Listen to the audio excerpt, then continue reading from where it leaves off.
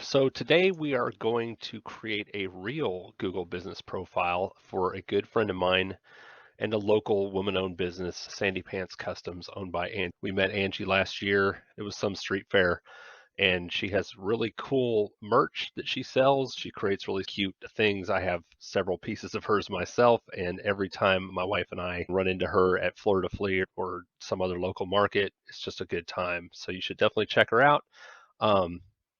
So she has a website where she sells merchandise, she ships it, she makes it all. She also has a Facebook page and a group, and she has an Instagram. And I thought it would be really cool to help create a Google business profile with her. At first, it's not necessarily clear why you would want a Google business profile if you're pretty much an online retailer such as this doing custom printing. There are a few reasons. One, you definitely want to go out and claim your business name before someone else does. Now, of course, you can fight with them over it and prove that you had the name first, or you had a website, or you had this, or you had that. But honestly, it's free. A Google business profile is free, so all it can do is help you. Another reason is you can get Google reviews. Yes, Angie does get reviews on Facebook. She has 8 reviews here, but Google reviews are very powerful. And the main reason in my mind is for future growth. At some point, her business may grow to the point where she wants a storefront, or she wants people to reach out to her for custom printing for their events or family reunions or for their school. Every small business owner wants to grow. By creating a Google business profile now and getting people to review her business on there now, she can start showing up in local searches when people want custom screen printing or custom mugs or beer koozies, things like that, particularly around Halloween. As you can see, she has a lot of skull type stuff, which is really cool. So having said that, I asked her if she would mind if I used her as a case study to create a Google business profile. So let's get started. There are a few ways to initially start this. I usually just go into Google Maps, which is where we are right here. And we're going to search for Sandy Pants Customs, which of course does not exist because there is no location for it yet.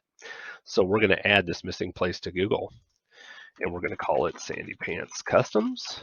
And we are going to say clothing store. Yes, she's not quite a clothing store yet. Or let's see, services. Getting the right category is important, and we'll talk further down the line on videos on how to select the absolute right category. I don't think we can go wrong here. They don't really have a custom printing that I'm seeing. So let's go back and let's just call it a clothing store, which it is. Because she does not run out of an actual physical location, we will have to put in her home address, which I'm blurring out because I'm not weird and you're not going to be either. But you're not going to have to display that. And if you're running out of your own home, chances are you don't want to. Later down the road, you will want to. We don't need to be located within a certain thing. And that now at the very bottom, we're going to claim this business. But we can go ahead and add some details now that we won't have to fill out later. So let's go ahead and add our hours. So instead of editing one at a time, what I'm going to do is I'm going to edit all hours, and I'm just going to say she's open 24/7 because it's an e-shop. Let's just say it's open 24/7. Again, we can change these things at any time. Save. Add a photo. So this is to help you validate with Google. They're getting away from the postcards that they mail you now because people have found a way to scam that by having somebody at a co-working space fill out the card for them. So now they're actually calling you often or doing a video call, and you have to show them your actual storefront.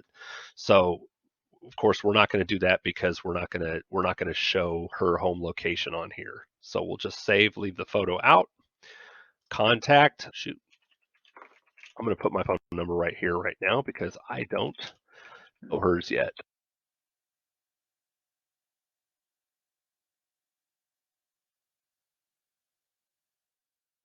Sorry about that. My headset likes to turn itself off if it's not hearing sounds. SandyPantsCustoms.com. Let's make sure that was right. Yes, it was. And about opening date, I believe, if I saw correctly, she just celebrated 2 years in business, somewhere around happy second birthday. And when was this posted? 8 weeks ago. Oh, here we go, February 2nd. So let's say she was started in February of 2021. Don't need the specific date. We'll just say save. Place photos. We're going to get to that when we get to optimize the business profile. This video is just about setting it up. We want to get you all started. So now we're going to claim this business.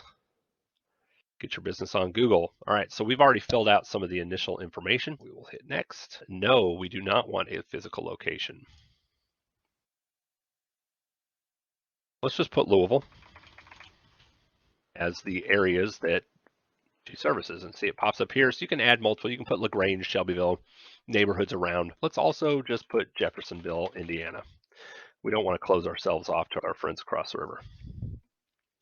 Contact deals, I just put my phone number here again. We will update that when we get into optimizing her Google business profile. Please enter your mailing address. I did get her mailing address from her, and we'll go ahead and enter that. Next. So I'll need to get a text on my phone to verify that I'm doing this. And boom. It was accepted. Boom. Getting verified. Add business hours. Okay, man. We're going to be open all day, day. Next. Okay, here we go. Let's select 24 hours. Once again, Google's user interface. Not the best, but that's okay. I love you, Google. Add messaging, accept messages. You do want to accept messages. That's how people get in touch with you to do business with you. So this is the way, if you put the Google Business Profile app on your phone, or if you have a Google app on your phone, you'll get a message if somebody reaches out to you through Google Business Profile. You should do this.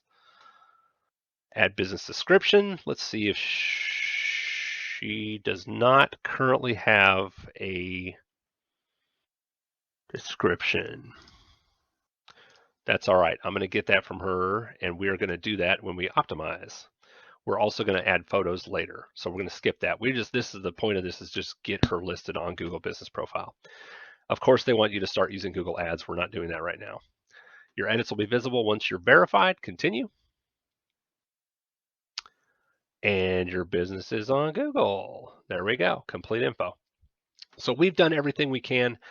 If Google questions the existence, validity, et cetera, whatever of your business, now the fact that Sandy Pants already has an existing website and also a Facebook community and also an Instagram, chances are the verification is going to go through with no problem. If you're just creating this out of thin air in your house, and this is like your next $1 million idea, and the first thing you're going to do is go do a Google profile, you may run into some issues validating that account. But so for right now, we've done everything we can. I'm going to wait a day or two, make sure that Google doesn't need any from us to get verified. And then we're going to start optimizing this Google business profile for Angie and see if we can't get some more business for Sandy Pants Customs. So I'm Jay with Root of Pie. If you'd like any help setting up your Google business profile or optimizing it, give me a shout. Thanks.